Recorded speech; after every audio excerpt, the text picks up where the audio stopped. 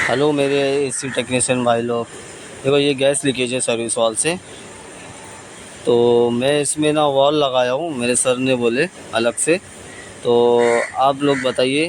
देखो ये वॉल लगा रहा हूँ मैं, ठीक है। तो ये वॉल है, लगा दिया मैं। तो ये सक्सेस है कि नहीं आप लोग बताइए, जितने भी आरएफ का काम करते। मैं लगा दिया हूँ, मैं चालू कर दिया, मशीन सक्सेस हो गया है। आप लोग बताइए जो जो यार